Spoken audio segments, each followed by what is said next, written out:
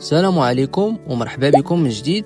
انا وكسبتي. في هذا الفيديو غادي نشارك معكم ملخص كامل لهذا الاسبوع اللي عرفنا فيه مراحل مهمه في تفقيس البيض والكتاكيت الجداد اللي جبنا الكوري. البدايه ديال هذه السيمانه كانت عندنا المرحله الثانيه من التفقيس واللي كنسميوها الميراج. النهار السابع بالضبط خدينا كل بيضه بوحدها وبدينا كنراقبوها بالضوء. اذا بان لينا الداخل فيه عروقه او نص كحل شويه او نص بيض كنعتبروها بيضه مخصبه. اما البيض اللي كيبان خاوي كيكون دايز منه الضوء ولكن ما كيبان والو كنعلبوه وكنخليوه حتى النهار 18 باش نتاكدوا منه مزيان.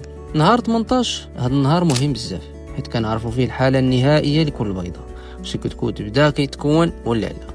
ومن بعد حيدنا البيض من البلاطوات وستفناه في صناديق التفريغ.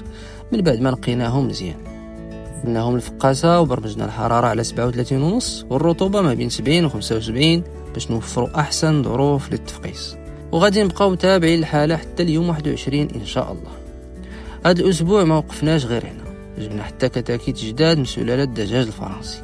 مشينا مع الفجر باش الحراره ما تكونش طالعه. وصلنا المحطه وخدينا الفلالس اللي الاصل ديالهم من عند الاخ بن دريس، والشراء كان مع الاخ سفيان اللي تكلف تفقيسهم. دخلنا الكتاكيت الكوري وبدينا كنفرقوهم بطريقه منظمه على حسب الشرابات والوكالات، وكل شيء الحمد لله مستقر، كياكلوا كيشربوا وكيكتشفوا المكان الجديد ديالهم. هذا الاسبوع كان فيه تطورات كبيره، لكن الحمد لله دزنا مراحل مهمه في المشروع ديالنا وغادي نكملوا المسار خطوه بخطوه.